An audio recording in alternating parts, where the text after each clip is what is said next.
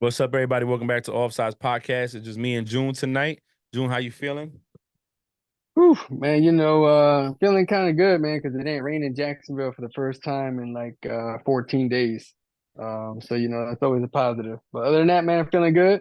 Tomorrow's Pride Day, so I'm getting ready over here to hopefully be blessed with some type of sales. Yeah, if you're gonna be at Pride Day for the Chiefs, Navy Pride Day for Chief stuff down in Jacksonville, go see June, man. He's gonna be out there with his coins. The real Taino Creations, right? LLC. Yeah, yep. I'll be out there to creation unlimited. Unlimited. There you go. And get selling his coins. He got a bunch of them ready to go. And his man he's highly sought after. A lot of people want him to do his coins. He did mine. So I definitely recommend that if you are in the area of Jacksonville tomorrow for Pride Day, the Chiefs Pride Day, with these selects, spend some money, buy some coins. Well, man, look, week two's in the books. Last night was the end of week two game. A great game came down to the very end, which we was all surprised on. But your just real quick, what are some of your takeaways and what things surprised you and what didn't surprise you? What surprised you and what's your takeaways of week two? Shoot, well, I'll tell you what, my biggest surprise is it may be a surprise to some, but not really. I think it's true. And you know what? Everybody's surprised so far who I've spoken to in the last couple of days, one the last day, especially this morning. I work with a Saints fan, and that's where I'm getting at. So that's a big surprise right there. I mean, the Saints put up another 40 banger, and they did it comfortably. They did it without struggle, and Carr looks like he's having fun. Kamara's looking like the Camaro of the old time. Shaheed is playing lights out. So as far as that goes, to me, that was probably the biggest takeaway from this past week. And shoot, man, I mean, I think that the second one would probably be the Vikings game and how they went in there. And I'm gonna say they dominated. I'm gonna say they dominated the 49ers because they had a game plan, and it seems like the 49ers were playing the Vikings game the entire game. They didn't look like themselves. Debo got hurt at one point or another. Purdy threw a pick, and golly, Sam Darnold. No, I can't even say nothing else about that guy. Um, there were a couple of close games this week. Um, Baker Mayfield is looking like every bit of that contract that he got, he definitely deserved. So shout out to Baker out there. And shoot, man, I'll leave my Eagles to last, but the damn Chiefs. I mean, I think when you walk into Arrowhead Stadium, instead of giving you a bobblehead, they'll give you a flag. Hey, throw it whenever you want to, because that's what it seems, man. It just seems like and maybe it's different from our point of view at times, but golly, it just seems like they just get their way every time, and God bless those refs. Um, and then last but not least, my birds. I'm happy and disappointed. I'm happy that it happened on week two. I'm happy that they look very vulnerable very early, and I'm happy that Jalen Hurts looked very comfortable all the way to the last 33 seconds of the game.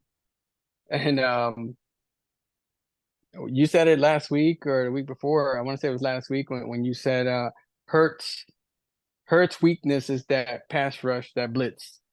And what did Atlanta do? Well, they blitzed right there and it forced him to throw this pass that was underthrown, and he threw the interception, and that was the end of the game. I don't know, a lot of miscues at the end of the game. Um, I was talking to one of my friends earlier today at work about it, and I was telling him it might have been a bonehead play from the coach, but Barkley's getting paid a lot of money to make those type of plays. So risk reward, I would have never did it, but when they did it, he had to come through, and he didn't. So maybe next game, I'm not pissed off or anything like that. So so that's why I was happy and disappointed at the same time. Yeah, for me, the biggest surprise and stuff, Vikings at 49, 49ers at Vikings, and Vikings going out there and manhandling them. That was a big surprise to me. I'm not surprised at the Chiefs with the flags. We're used to it. I think it's not, I think, I know. I said put this in the chat. Mahomes has had 17 interceptions that were called back due to defensive penalty, which is the most in the NFL since 2018. And we watch games, bro, where we've seen this guy throw a pick or do something, and because they want them to win or they want to make it competitive, or I don't know what they're trying to do, they throw this flag. And some people might say, oh, the guy got there early. I don't feel like the defender got there early. I felt the defender got there right in time. The ball was overthrown because it hit him in the head, not the receiver. And I think they should have let it play. It should have been a bang bang play, and that's it. Now, if he was there extremely early, then throw the PI. If he held them, throw the PI. Throw the flag. You know what I'm saying? But come on, they both going for the ball. He's jumping toward the receiver. The receiver's jumping back to catch the ball. They bump into each other. He's playing the ball. His eyes are on the ball. You are allowed to do that.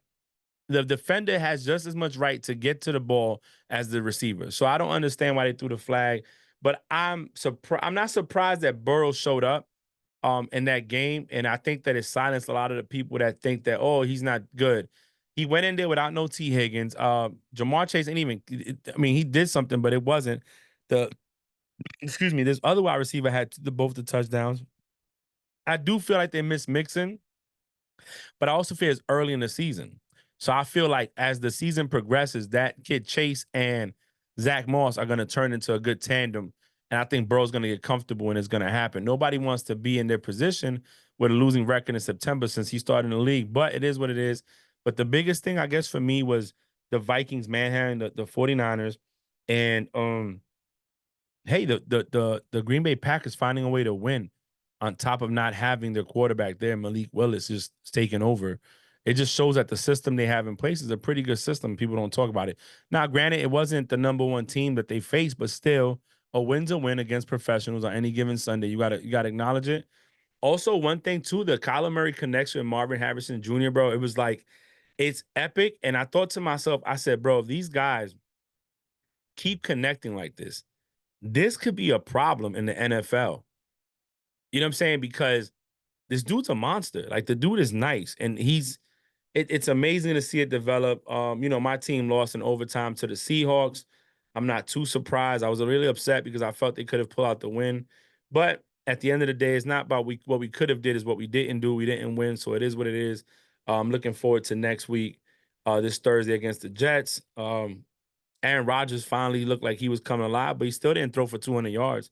So it's like, it's crazy. And he threw both touchdowns, I think, one touchdown went to Brees Hall or something like that. I forgot what it was. But the point is, and going to your team, man, it's, yeah, I agree. 9 times out of 10 times, he probably catches that ball. But if you run the ball, even if you don't convert, you run 40 seconds off the clock before you have to kick the field goal punt, giving them less than a minute to go. About a minute 5 is what he would have had on the clock.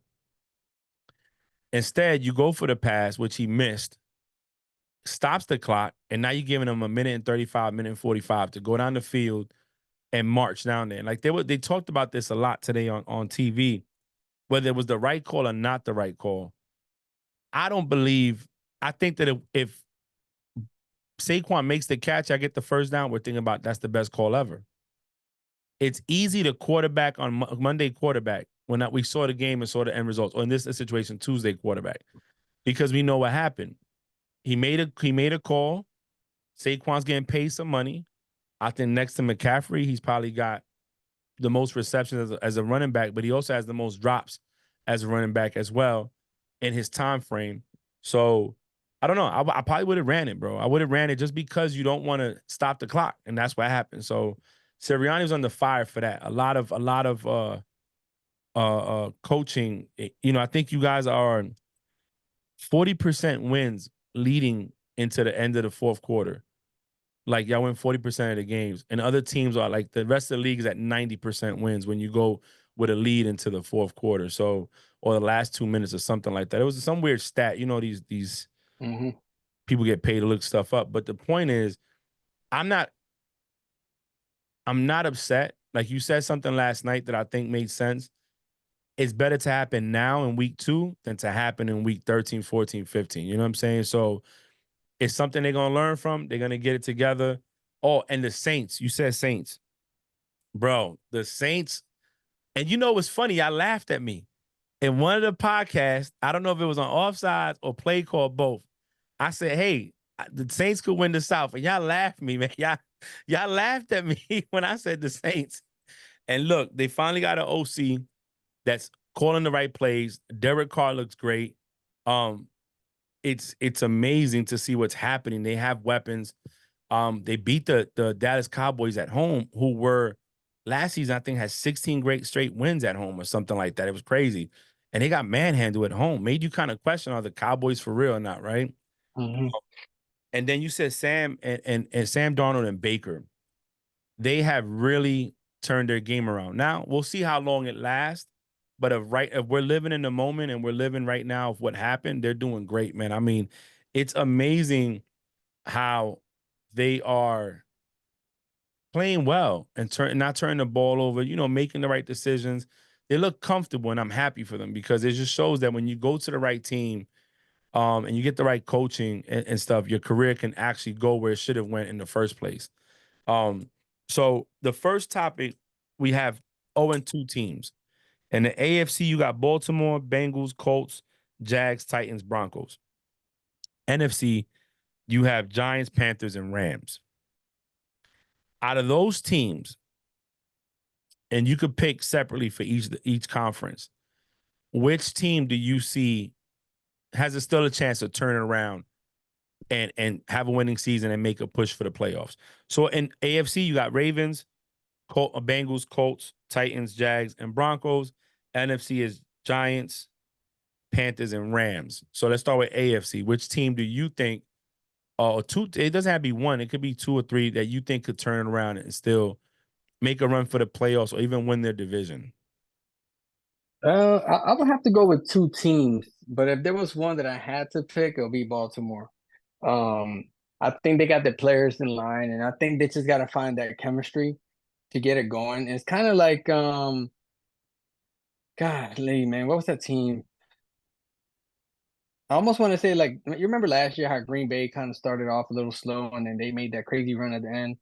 I almost want to feel like that's the type of chemistry that Baltimore is going to eventually build with Andrews being back in the lineup and he's healthy, with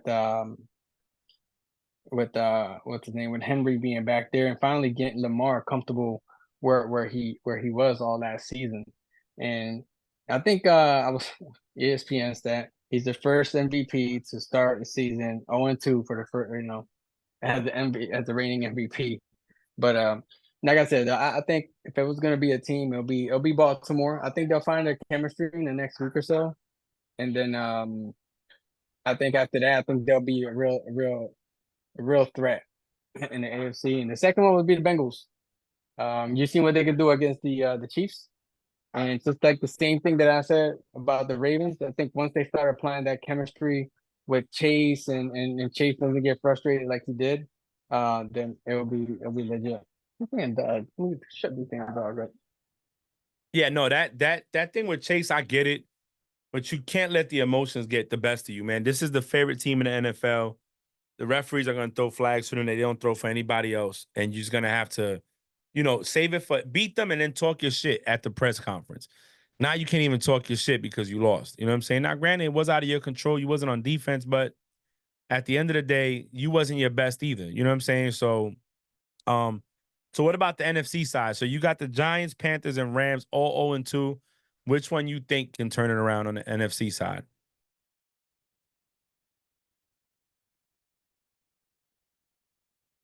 You muted, bro.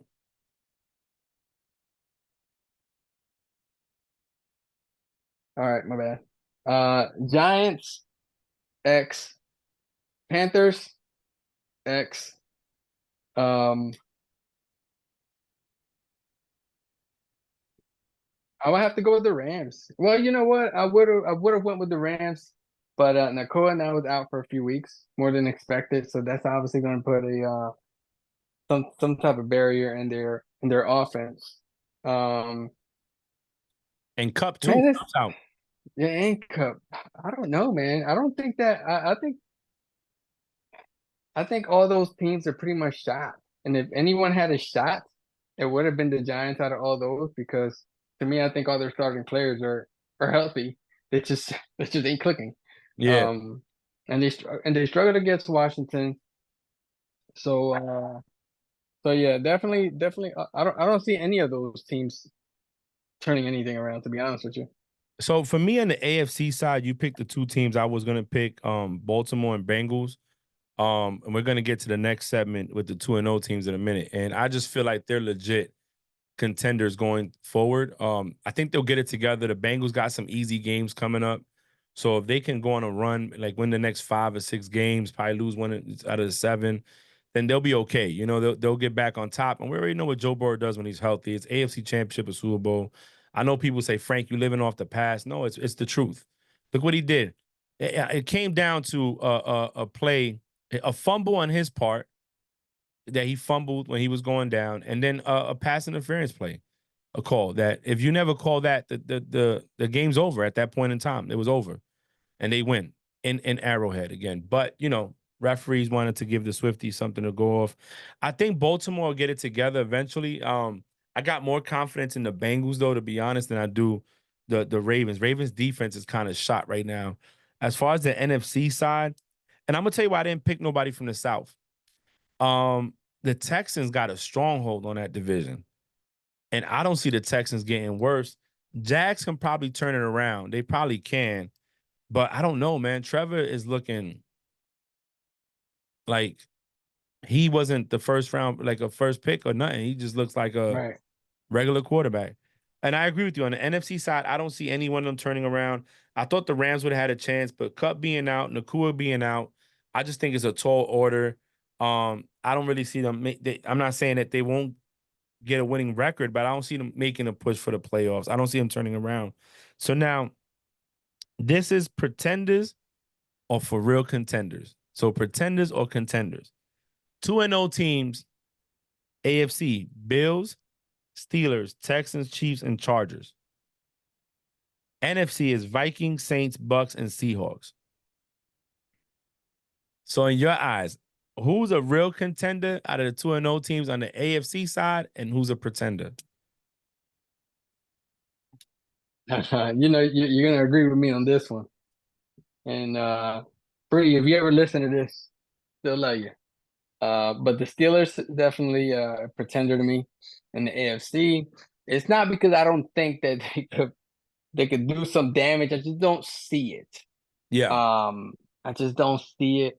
And man, they're playing with a lot of heart right now in the offense, playing with what they have. So I don't know who they got next. I'm kind of curious.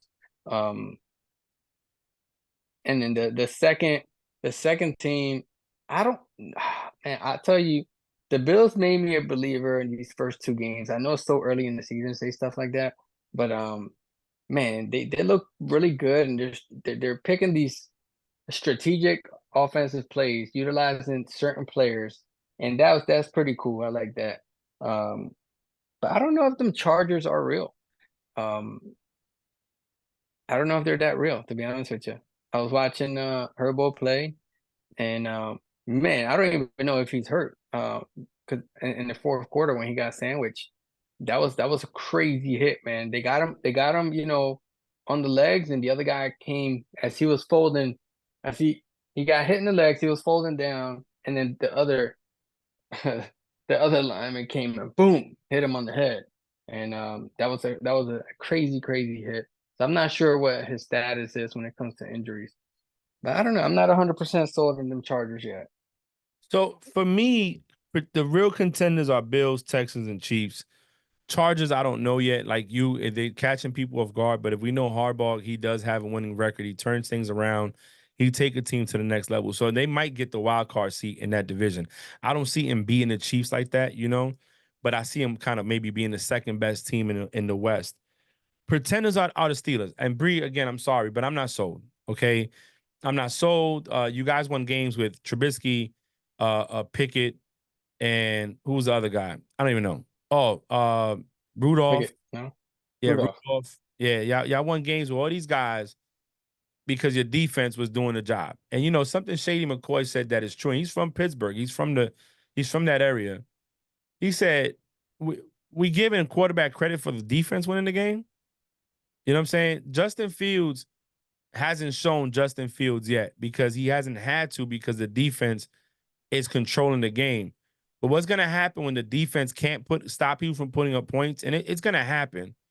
And now you got to go point for point with a team. Is the real Justin Fields going to stand up, or are we going to get what we're getting now, the guy that we thought we was going to get out of college? So I don't know. And I think that's what they wanted from jump was Justin Fields. Once they got Wilson and then they got Fields, I think they were like, oh, shit, we got Fields. We can start him. And the minute that, Russell got hurt is, oh, we're going to put Fields, and now you're going to ride that until you can't ride it no more. And like I told Bree, I said, you can ride this right now, but them last 8 weeks of the season, you're not going to be able to ride that coattail like that. It's horrible. So I think they're pretenders. The Bills, we talked about this on this podcast and the play call when we said maybe Diggs leaving is a blessing. And people like, why you say that? Because now it's going to force Josh Allen to have to play a different style and get the ball to the right people. And that's what's been happening. They're winning. They beat the Cardinals. He put that team on his back. They beat the Dolphins. And it wasn't because Tua got concussed. He threw 3 picks already before he got concussed. He was playing horrible. In Miami, they was whooping ass. So, no, they went in there with a purpose.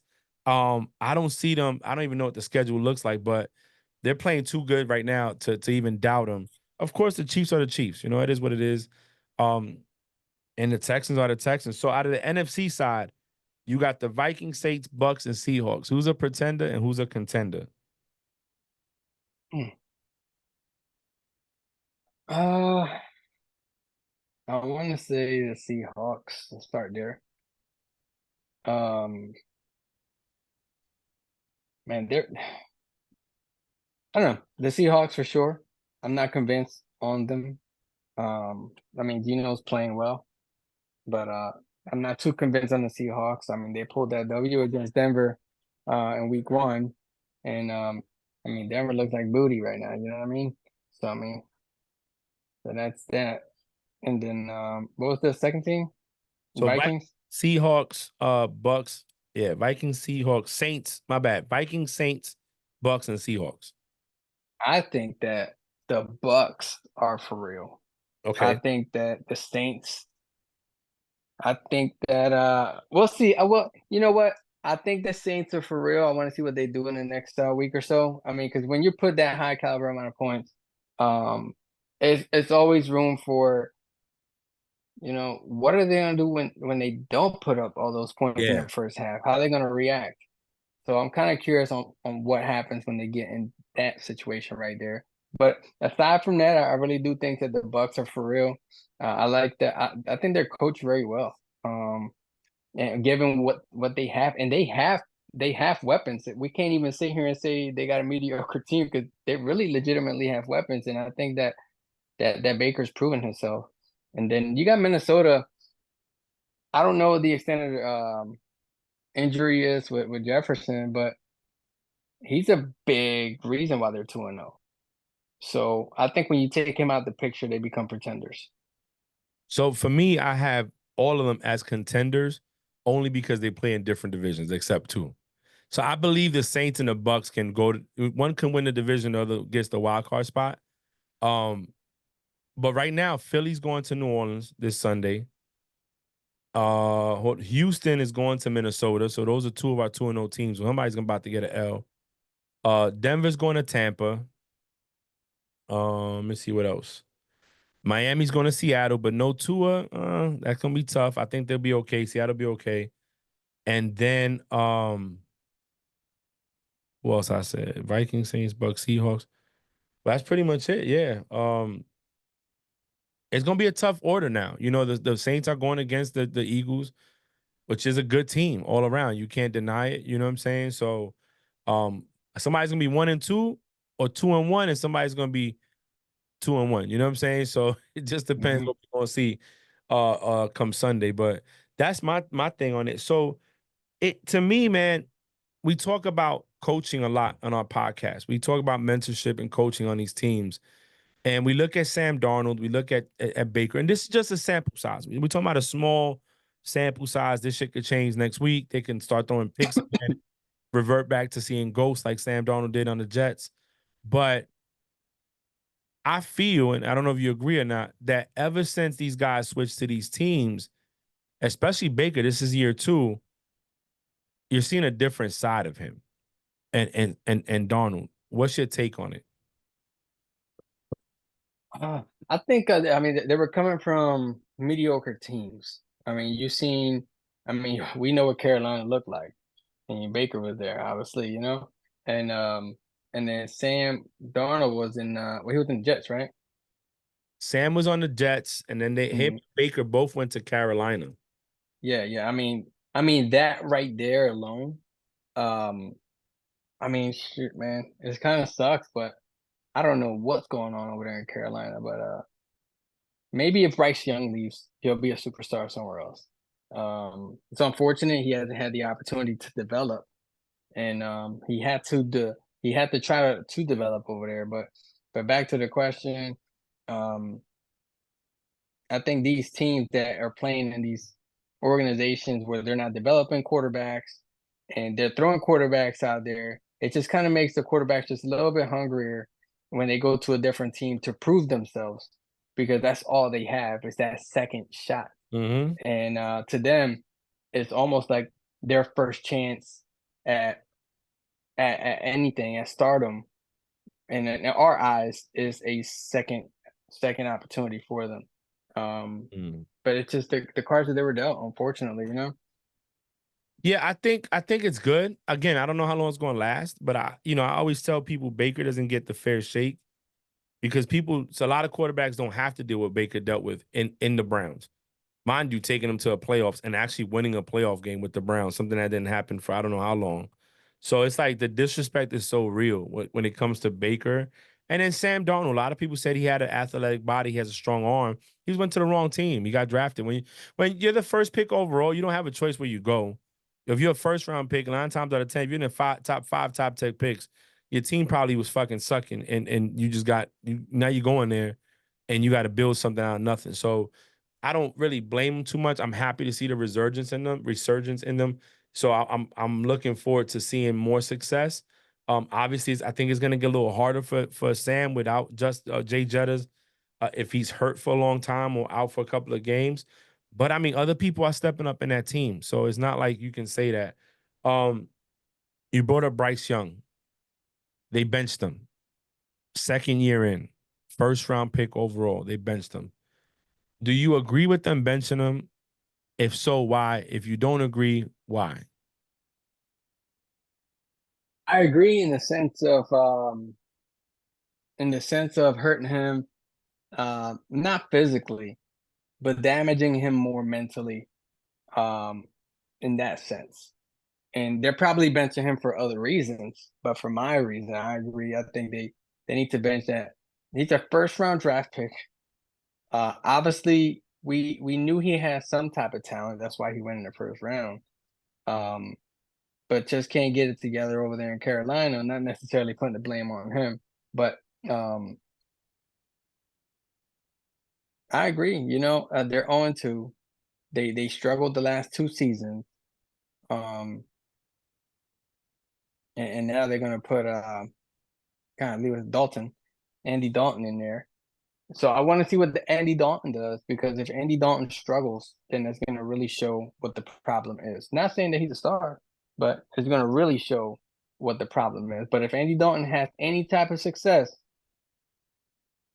then So then that's a double-edged sword. I'm gonna tell you, I think it's a good idea to bench him. That's just me. The kid was crying in between downs or in between drives because he can't make nothing happen. I think the damage to his psyche's already done. So let's bench this kid. Let him sit behind Andy. Andy had a good run when he was in Cincinnati. He had a good run. Um, let him learn. Even if Andy struggle, he's learning because he's seeing what not to do. If Andy does great, that's a veteran quarterback who is seeing what to do. You know what I'm saying? So I think it's okay. I don't think it's bad.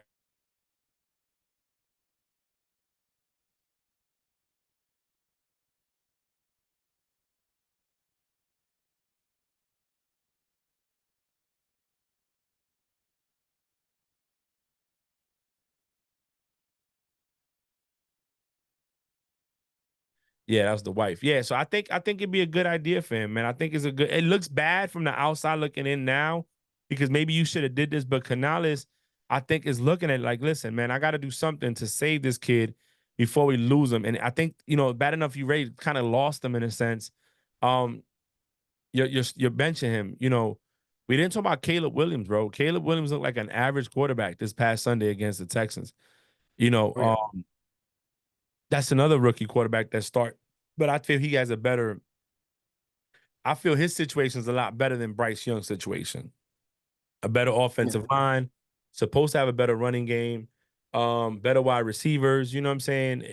I mean, the Bears, they're great. They've drafted him and then a Dunze right afterwards. And then you got Keenan Allen, even though he was hurt, but you still got DJ Moore, and Cole Kmet. So they have weapons over there. I just feel like these benching Bryce Young probably was the best thing to happen right now and see where he's at next by maybe mid-season or later, bring him back in, see if he's learned something, or just let him sit out. Don't get hurt. Hey, listen, bro, we're gonna draft people.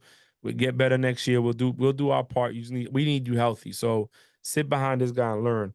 Um, damn man, I just had it and I lost it. yeah. Tua, But go ahead. that's why I said about the mental aspect of benching. Like you just brought up, he was crying in between plays.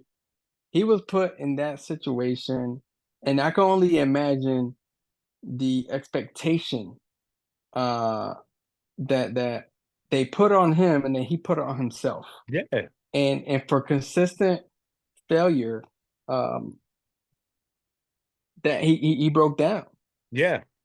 He broke down and mentally that's the best thing that could have happened to that young man. I mean, I don't think it's a bad thing. It looks bad. It bothers to see a person feel that way, but that's because he cares. Yeah, 100%. He has a level of give a fuck to care about his performance and how his team looks and understanding. Look, I was drafted number one overall, and I'm not winning right now. I look horrible. I'm failing in a sense. I came here for one thing only, and I'm failing at that. So I don't know, man. Uh, I hope he's okay. I hope it works out. I hope, like you said, maybe go to another team and have success. With the right coach, with the right offensive line, and stuff like that. Tua run into Damar Hamlin wasn't an egregious hit. He fell into him, concussed, out for the game. They put him on IR now. We've talked about it not on the podcast, but on our regular calls. Should he retire? Should he stay in? What they should do? And I said the team should put him on IR. I put him on IR, let him get some mental tests done. You really can't test for CTE until until you pass away and they can actually take your brain and look at it. I think Tua needs to think about his family before he thinks about anything. He already got paid. Um, I understand that's not what you saw your career going as, but we're not in control of certain things. You know what I mean? And he could have slid. He didn't. He could have slid. He had the first down, so he could have slid. He didn't. So maybe he doesn't get concussed that game. But the concern with Tua was when, not if, but when he gets concussed. What are we gonna look at? And look, he's out. He's IR now. And I hate to say this because it's not about fantasy, but a lot of people's leagues are going to take a hit right now when the Yeah. production drops on the other side of it. But what's your take on Tua being put on IR? What's your take on his whole situation? Period, not just the IR, but everything in general. I think you hit right on the money. It was always about when. When is this hit coming? He didn't get hit all last season like that. He didn't get concussed. He played every game, but it was always about when. And and then I personally believe that those other concussions, though they happened a while back, it just makes him a lot more uh vulnerable and a lot more sensitive to those type of hits. And that hit against Hamlin, I mean, think about it. He ran into Hamlin's chest. It wasn't like a hit, it wasn't like a hit. It wasn't no hit stick. So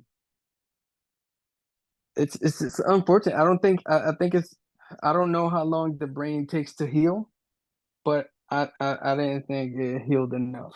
And that hit showed. He needs to retire, my personal opinion. I mean, he got the bag, and I give Josh McDaniel, that's his name, right? The head coach. No, Mike McDaniels. Mike McDaniel. I give Mike McDaniel a lot of credit for fighting for Tua to get that contract. And I don't know if he really, you know, seen that in the future. Like, then he might get hurt, man. But in the sense, if he does get hurt, I want to make sure he walks away with some type of a bag.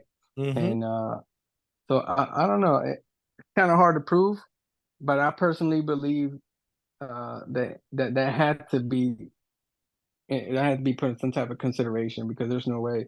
But yeah, hey Tua, if you're watching the play call, my guy, offsides, retire. Yeah.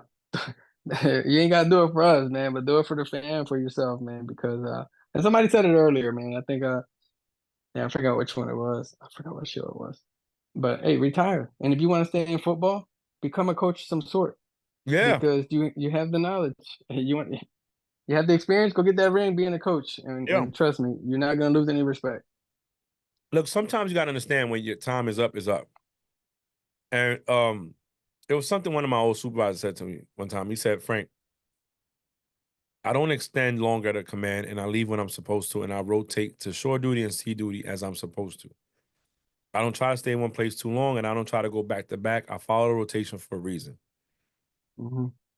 Sometimes when we keep doing something for longer than we want, we end up losing more than we want to lose at the end. And in his situation, he's a warrior. He wants to go out there and play. He doesn't want to seem like he's probably giving up. I don't know what he's going through, his mental mindset, what he's feeling. But for me, listening to other players talk about this on TV, it's like they have this warrior mentality. And what's gonna happen when you're no longer playing football, man?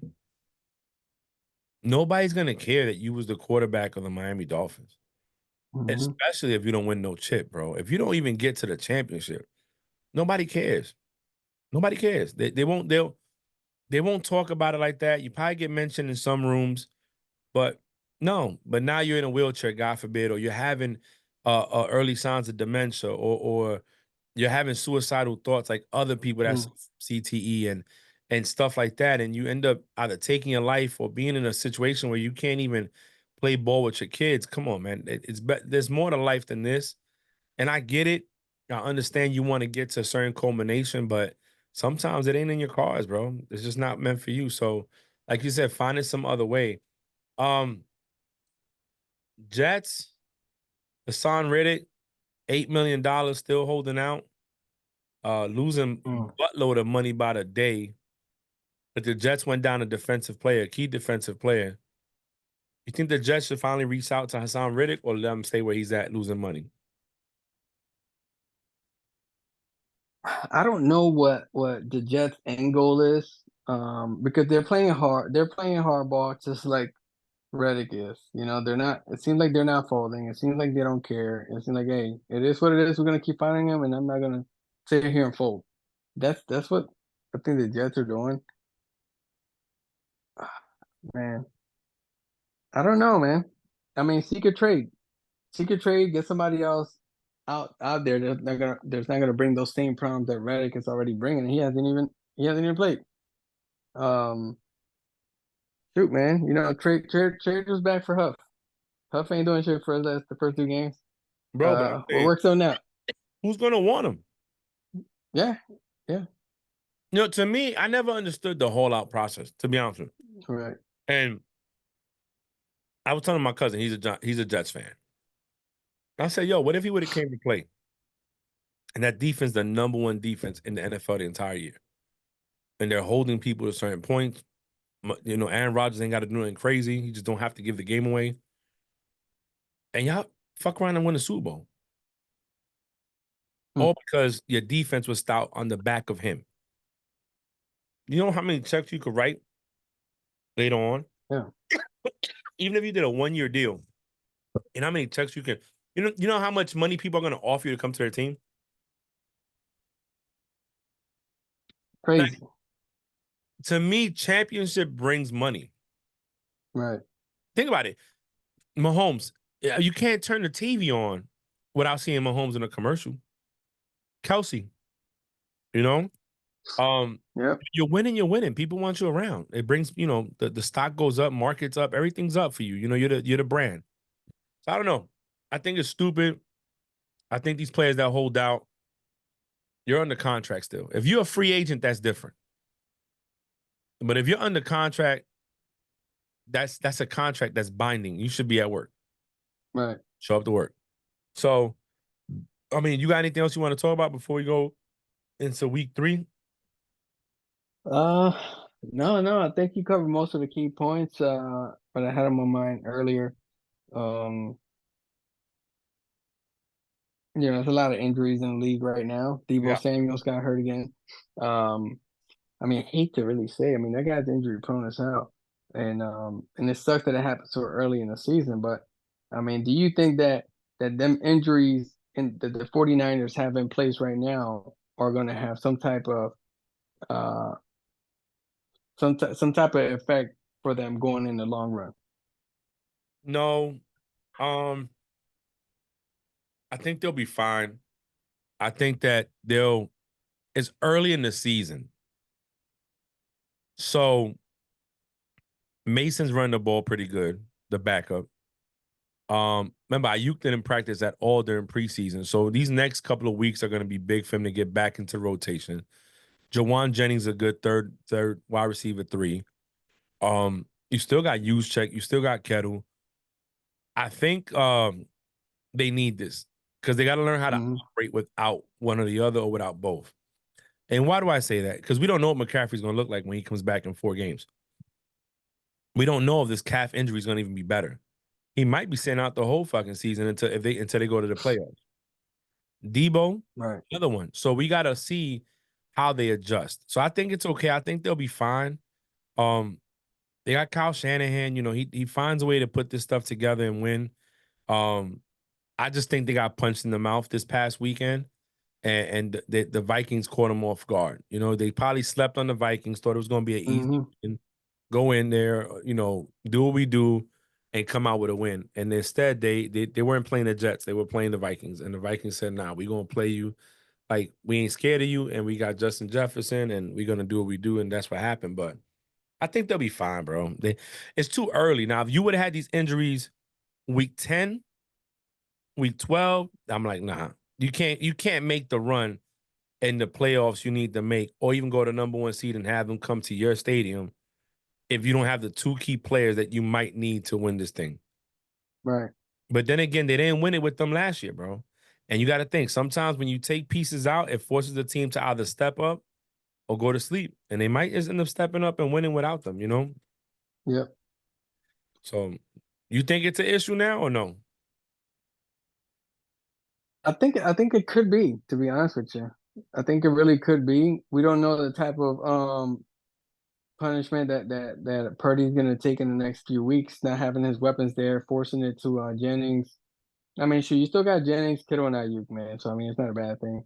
Um, but we don't know what it's gonna do to Purdy. But I think Purdy's moving well, so I'm not gonna ponder too much on that. But when I say a little bit, I say it in the chemistry aspect of things. Um, because even though they're tenured and they're vets in the game, now you got CMC. Let's put him back in the game. Let's run those plays, and then every other player, I'm pretty sure. I hate to say it, but that chemistry has to build all over again. I don't know how long is that going to take. I mean, they may just click, but who knows? I think with this kid Mason, they got a 1-2 punch now that might not Yeah, even yeah, force yeah. Caffrey, you You're know? absolutely right. You're absolutely. You got lucky as hell with that damn fantasy pick Oh, or that pickup. what happens is I'm on my phone. So when it happens, I just be like, oh, wait, let me go pick somebody up. And it was available. Um, all right, so Thursday night game, we got Patriots at Jersey to the New York Jets. Jets are favored by 6.5 points. The over under is 38.5 points. Um, what's your take on it? Like, what do you think? Who you got and why? Let's go that way. On the hold on, I got it right here. All right. All right. On the Patriots, Well, no, Patriots versus Jets. What's your take on that game coming up? man, is Brissett okay? I don't know. I gotta look. Um, man, I give the slight edge to the Jets. Um, slight edge to the Jets. But I would not be surprised if the Patriots pull this off because the Patriots, they didn't look, the defense looked great, in my opinion, their first two games. Um, it was a play here and there that kind of slowed I think the offense, if your offense moved a little bit quicker and managed that offense differently, I think then you guys, I would have gave it to you guys. But I give it to the Jets slightly, slight edge, nothing crazy. Um, I think I'm going Jets, man. It's my team. I think they could win. What I saw from the Jets last weekend, it was an ugly win, but it was a win. And what I didn't see from my team is, can that receiving core make it do what it do? We really don't Mm, have a true. We don't have a threat like that. We got two rookies. We got Demario Douglas. We have um Kendrick Bourne. But who's that guy that's gonna make you feel I got a double? You know what I'm saying? Um, hmm on our side, we have Gonzalez who's playing well at corner. The defense is okay. I think we can hold up. Um, I don't know. A part of me wants to go Patriots. I ain't gonna lie to you. A part of me does. I think we can pull out the win on an ugly win. But then again, I just feel like, man, Aaron Rodgers. What if he has that game? What about this is the game where he throws for 300 to 400 yards? You're like shit. Yeah. So I don't know. I'm gonna probably go Pats. It's a divisional game. Um, but yeah, I just want to see our defense hold up. Give him trouble. Lock down the only good wide receiver they got. But look, they freaking got this kid Allen came out of nowhere. I don't even know who he is. And 2 touchdowns for these cats. So I don't know. But the Jets are favored 6.5 points. So probably go with the home team. Who knows? And the 1 o'clock games, I think the only game I really see that we could probably talk about two games is Houston at Minnesota. They're both 2-0. We got Eagles at New Orleans, right? Mm. And then the 4 o'clock games, man, honestly, I don't even see nothing worth discussing. 4 o'clock. Got Carolina at Vegas, Miami at Seattle, Baltimore at Dallas, maybe. That's going to talk about. Dallas can't lose another one, and Baltimore can't go 0-3. So somebody's got to take a L. And so, yeah, let's talk about that then. Baltimore at Dallas. Baltimore's favored by 1 point Mm. in Jerry World. I'm going Baltimore. I cannot see Baltimore go down 0-3. I just I can't. agree. 100% agree. I cannot see it. And if they go 0-3, pretty much their season could be considered over at this point. You're pushing for maybe a winning record and hopefully a good draft pick at that point. And I know people want to say, well, Frank, you're crazy. It's too early. It's just you don't know what you're gonna get, man. If the Bengals pick up and start winning, and you're 0-3, and they say they go 1-2, they're in a better place than you. You know what I'm saying? I don't see the Steelers consistently winning. They playing who they playing this week? I got it right here. Bro, I They're think playing the Chargers. they're playing the Chargers. Hmm Oh yeah, LA at Pittsburgh. So yeah, I don't know, man. If they lose, now they'll be 1-2 or 2-1. So you're not that far off. But yeah, I think Baltimore has to win that one. What you got? Yeah, I got Baltimore. I got Baltimore. Um, I got Baltimore being the Cowboys, and the Cowboys going to do everything in their power to make it a game, especially Dak. So it's going to ultimately come down to the defense of Baltimore. Yeah, I think it's gonna come down to that. I'm not worried about 49ers at Rams.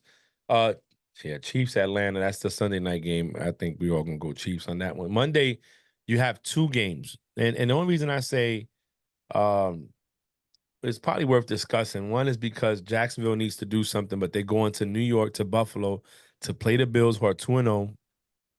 I'm going Bills on that one. Who do you got for that? I tell you what, I'm going Bills, and if Sunshine don't do anything by the first half, I think we'll see Mac Jones out there. Wait a minute. Wait a minute. Wait a minute. June just made a prediction, people. June, you saying that if the Jags are not winning or playing well by the first end of the first half, you think they'll bring Mac Jones in to play? And 100%. I mean, they named the stadium this past Sunday after Trevor Lawrence. It's Everbank Stadium. They legitimately said, "Hey, we're going to rename it for one day." They legitimately had the sign Trevor Bank Stadium. They better get used to change. And I'm trying to replace Mac Everbank Stadium. I don't know, Yeah, yeah, yeah. but yeah, it's gonna be pretty interesting. So I mean, I hope that's not the case, man, because we don't wish no ill will on nobody. We want success for everybody. But at the end of the day, I think that we spoke about it before. Trevor Lawrence was overpaid. They paid him too early, and he had just the same amount of numbers that Mac Jones did with a different team. Yeah. So Trevor, my guy, I don't know. Maybe you gotta cut your hair, do something different. I don't know what it is. But if not, it's gonna be Mac Jones time in a little bit. Because it's gonna be Trevor or Dougie P. And Dougie P ain't trying to get fired. No, he's not. So, I like I said, I'm going Buffalo. Washington at Bengals. And the only reason I want to bring this up is because we see the Bengals are struggling. They had a good game against the Chiefs, though. Struggle against the Patriots. Here comes Washington Commanders, who've finding a way to win. Um, what? I mean, I'm pretty sure we're both going Bengals on that. They're favored by 7.5 points. They're the over under is 48.5. What do you uh what do you want to see? If you're picking the Bengals to win, what do you want to see from the Bengals this game? I want to see those explosive Jamar Chase passes. Um, them them highlights where they're celebrating them great plays. And as far as the Bengals go, that's in my opinion, that's what I think is missing. Just those explosive plays to what's his name, to Jamar Chase and T Higgins. Is he playing? Nah, he's not playing. He's injured. Okay, so yeah. So aside from that, that's pretty much it, man. I don't know if you watched that part where Jamar Chase got really frustrated last game, and he caused them uh that unsportsmanlike conduct when he went Yeah, up to the he ref. felt that guy did a hip drop tackle on him, and he went to the ref and was mad because they didn't throw a flag, and he just got carried away with it. Even Burrow got tried to pull him away. He tried to toss it to Burrow, and Burrow was like, "Listen, man, you got to relax. Like, we trying to win this game."